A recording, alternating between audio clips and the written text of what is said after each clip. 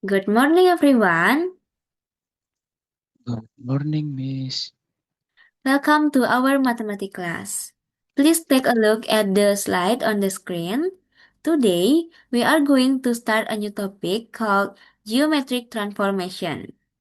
Before we start, let me introduce myself. My name is Igusti Agung Ayu Rai Angelita Utami. You can call me Miss Angelita. I will be your teacher for this class. Now, since today is our first meeting, I would like to get to know you. Let's start with you. What is your name? My name is Indoputo Agustia Pramana Putra. You can call me Agustia, and I am the class leader here. How are you today, Miss? I'm very well, Agustia. Thank you. Before we start the lesson today, let's begin with a prayer so everything goes smoothly. Agustia, could you please lead the prayer? Yes, Miss. Before our class, let's pray together. Pray begin. Pray finish. Thank you, Agustia. Now, please look at the slide on the screen. Let's talk about our learning objective for today's topics, geometric transformation. There are four learning objectives for today. First, you will be able to understand the concept of geometric transformation. Second, you will be able to explain different types of geometric transformation such as translation, reflection, rotation, and dilatation. And third, you will be able to draw the image of a transform plane figure correctly on a coordinate plane. Fourth, you will be able to apply geometric transformation to solve problems. Are you all ready to achieve this learning objective today, Agustia? Yes, Miss. I'm ready. Now, let's move on to the next slide. Let's answer the big question. What is geometric transformation? Simply put, a geometric transformation is a change in the position and sometimes the size of an object in a Cartesian plane. As you can see on the slide, this concept includes four main types. First, translation, which is just shifting or moving an object from one place to another. Second, we have reflection, which works just like mirroring an object. Third is rotation, which means turning an object around a specific center point. And fourth, there is dilatation, which involves scale multiplication. This means making the object bigger or smaller. Let's continue to the next slide. Now, we are going to look closer at the four types of geometric transformation. Using the illustration on the screen, first, look at translation. Notice how the shape simply slide along a straight line to a new position. The orientation and size of the shape do not change at all. Second, look at reflection. It looks like the shape is flipping across a line, creating a perfect mirror image on the other side.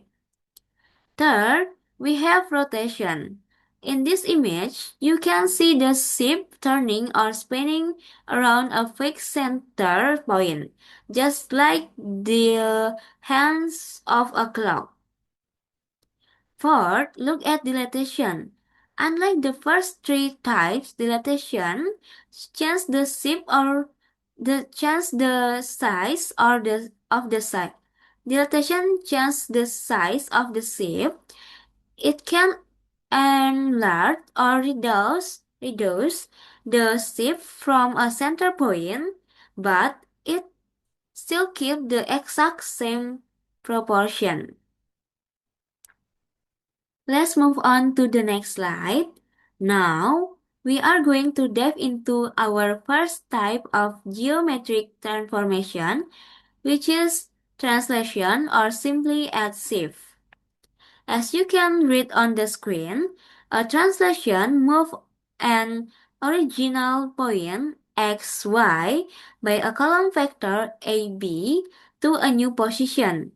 We call this new position the image represented by x plus a, y plus b. Look at the matrix formula at the bottom left. X prime, y prime equals the column matrix xy plus the column matrix AB.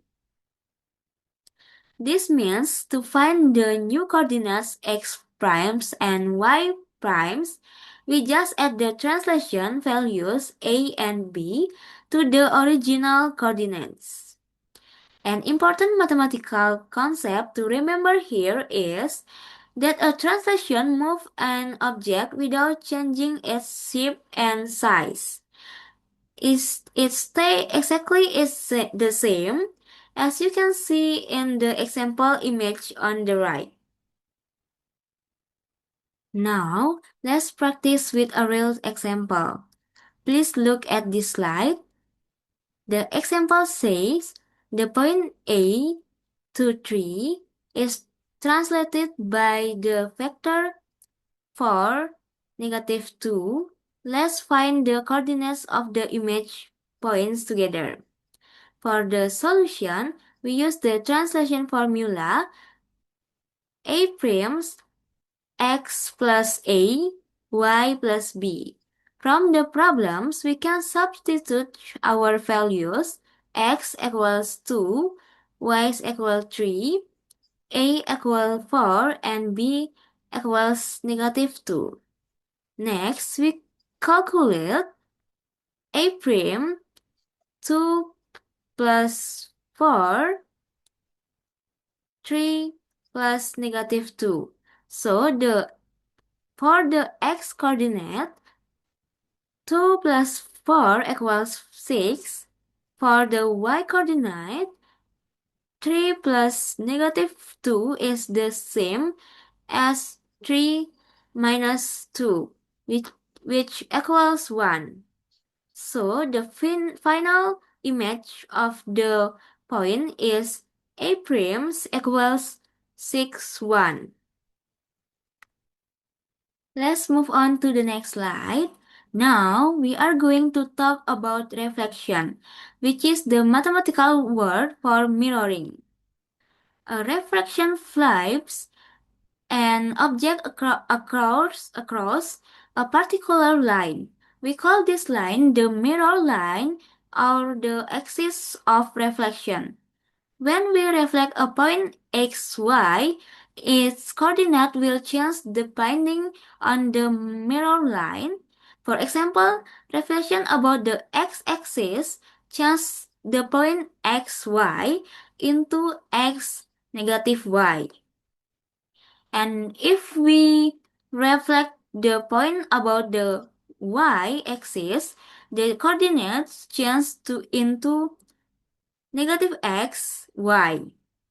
Look at the triangle on the right.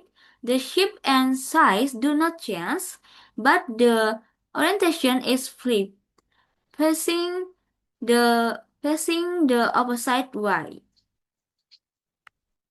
Let's move on to the next slide. Now, we are going to learn how to write a reflection about the x-axis and y-axis using transformation matrix. First, look at the formula for the x-axis. The transformation matrix is a 2 by 2 identity matrix, but the bottom right elements is -1. The matrix with first row 1, 0, second row 0, -1. When you multiply this matrix by the original point, the column matrix xy, you get x prime equals x and y prime equals negative y. This mathematically confirms that reflecting across the x-axis keep the x-coordinate the sum but flips the sign of the y-coordinate. Second, let's look at the formula for the y-axis. The transformation matrix is the matrix with first row negative 1, 0, second row 0, 1. When you do the matrix multiplication here, you get x prime equals negative x and y primes equals y. So, reflecting across the y-axis flips the signs of the x-coordinate while keeping the y-coordinate exactly the same. On the left side of the slide, you can see the visual representation of a reflection across a vertical line. Based on our formula, which axis does this vertical dashed line represent, Agustia? Since it is a vertical line that flips the horizontal position reflection about the y-axis means the matrix multiplication will use the one with negative 1 at the top left. Excellent, Agustia. Your answer is correct. Let's look at another example to guide us. Please see this slide. The question is the point B, 5, negative 2, is reflected about the y-axis. Let's find the coordinates of the new point together. For the solution, we use the reflection formula about the y-axis, which is b prime negative xy. This means we only need to change the sign of the x-coordinate. By substitution, we know that our original coordinates are x equals 5 and y equals negative 2. When we put these values into the formula, the result becomes b primes negative 5, negative 2. Notice that the x-coordinate 5 becomes negative 5, while the y-coordinate stay exactly the same as negative 2. So, the image of the point, or as written on the slide, the shadow of the point is b primes equals negative 5, negative 2. Let's move on to the next slide. Now, we are going to study the third types of geometry transformation, which is rotation or a spin. Rotation turns an object by a certain angle about a central point. To rotate an object mathematically, we need to know two things, the center of rotation and the angle of rotation. Let's look at the example given on the slide about the origins turn an original points x, y into a new position which is negative y, x. Notice that in a 90 degrees counterclockwise rotation, the coordinate sweep place and the new x coordinate changes in its sign to negative. Look at the visual example on the left. The shift spin around the central points, but notice that just like translation and reflection, rotation does not change the shape or size of the object. Let's move on to the next slide. Now we are going to learn how to represent a rotation using a trigonometric matrix. As shown On the slide, a rotation by an angle theta about the central point is stated as a matrix multiplication. The columns matrix x primes y primes equals the matrix cosine theta negative sin theta times the column vector x, y. This 2 by 2 matrix is the general rotation matrix. We can substitute any angle theta into the cosines and sines function to find our transformation matrix. For example, let's look at 90-degree counterclockwise rotation. We know that cosine of 90 degrees equals 0 and sin of 90 degrees equals 1. If we substitute those values into the formula, cosine theta becomes 0, negative sin theta becomes negative 1. Sin theta becomes 1, and the last cosine theta becomes 0. This gives us the specific matrix at the bottoms.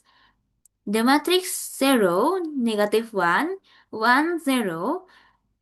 If we multiply this matrix by the column matrix x, y, we will get x primes equals negative y and y primes equals x, which perfectly matches our previous rule. Now, let's practice with an example. Please look at this slide. The example states the point C, 2, 3 is rotated 90 degrees counterclockwise about the center point O, 0, 0. To solve this, we can use our formula for 90 degrees counterclockwise rotation, which is C action, C frames, negative C frames, negative Y, X. This rule tells us to swap the position of X and Y, and then change the signs of the new X coordinate. By substitution, we know our original coordinates from the problems are x equals 2 and y equals 3. When we apply this number to the formula, the result becomes c primes negative 3, 2. The original y value, which is 3, moves to the from and becomes negative, while the original x value, 2, moves to the back. So the final image of the points or the shadow as written on the slide is C primes equals negative 3, 2. Let's move on to the next slide. Now, we are going to learn about the final types of transformation, which is dilatation. Unlike translation, reflection, or rotation, dilatation changes the size of an object. It makes the It makes the object bigger or smaller, but the shape stay exactly the same. Dilatation changes the size of an object by a scale factor k.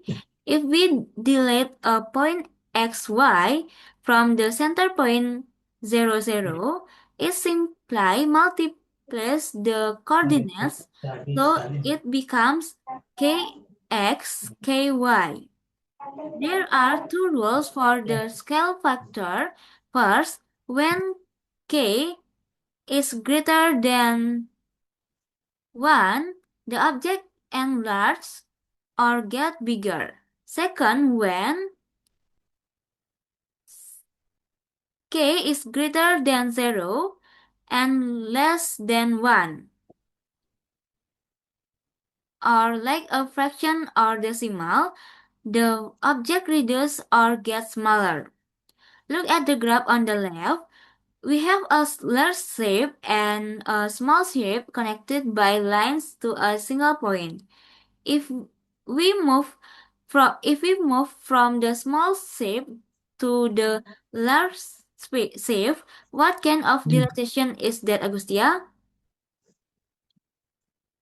Since it gets bigger, it is an enlargement. Miss, the scale factor k must be greater than 1. Excellent, Agustia. Your answer is correct. Let's move on to the next slide. Now, we are going to look at how to express dilatation with a scale factor k using a transformation matrix. To find the new coordinates, the column matrix x primes y primes, we multiply a special 2 by 2 matrix by our original coordinates, the column matrix x, y. The dilatation matrix has the scale factor k on the main diagonal and 0 everywhere else. The matrix k, 0, 0, k. When you do the matrix multiplication, you get x prime equals kx and y primes equals ky. This means both the x and y value are multiplied by the same factor k. As a reminder from our previous slide, if k is greater than 1, the object is enlarged or it gets bigger. But if k is greater than 0 and less than 1, the objects are reduced in size or they get smaller. Agustia, if our scale factor k is equal to 3, what will the dilatation matrix look like? We just need to replace k with 3, so the matrix will be the matrix 3003. Miss, Spot on, Agustia, your answer is correct. Alright class, after learning all the formulas, now it is quiz time. Let's test your understanding with this quick question on the screen. Please read the question. The point D, 3, negative 4 is deleted about the center O, 0, 0, with a scale factor of k equals 2. Based on the formula we just discussed, you need to find the new coordinates for d primes. Since the scale factor is 2, what should you do the original x and y's values? I will give you 5 minutes to solve this in your notebooks. Write down your step clearly. Who wants to try and share the final answer first? Anyone? Don't be shy.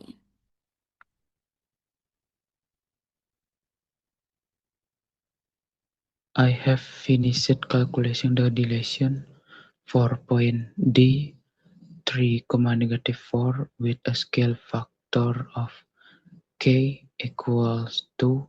The result is D prime 6, negative 8. Excellent, Agustia. Let's check your answer together on the next slide.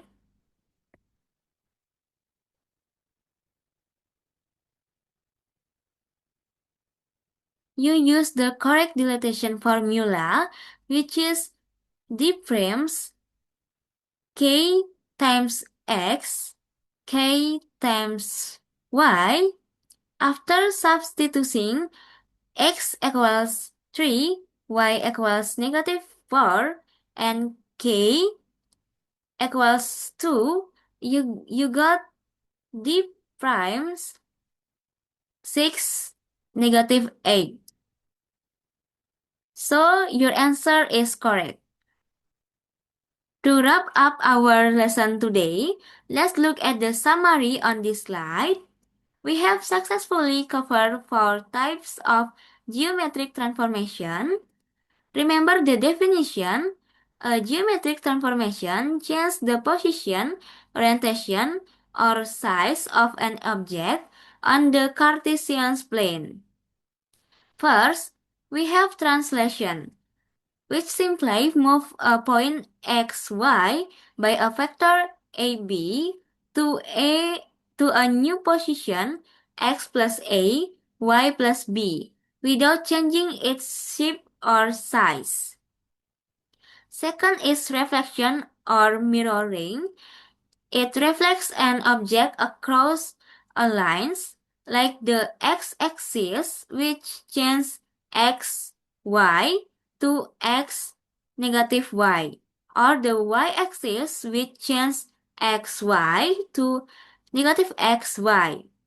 Third, we studied rotation, which rotates an object about a fixed point by a certain angle. For instance, a 90 degrees counterclockwise rotation changes xy to negative yx. And finally, dilatation, which changes the size of an object by a scalar factor k. Remember, if k is greater than 1, it's enlarge the object. And if k is greater than 0 and less than 1, it reduces the object. Excellent work today, everyone. You have learned about geometric transformation, including translation, reflection, rotation, and dilatation. I hope today's lesson helped you understand this transformation concept better.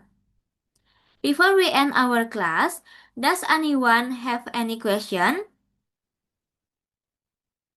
No, miss, everything is clear. Thank you for today's lesson. You're welcome, Agustia. Thank you, everyone, for your amazing participation today. Before we finish our class, I would like to ask the class leader to lead us in prayer.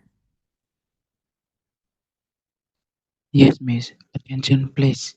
Before we finish our class, let's pray together. Pray begins. Pray finish. Thank you, Agustia. Have a great day, everyone. Stay healthy, keep learning, and see you in our next lessons. Goodbye.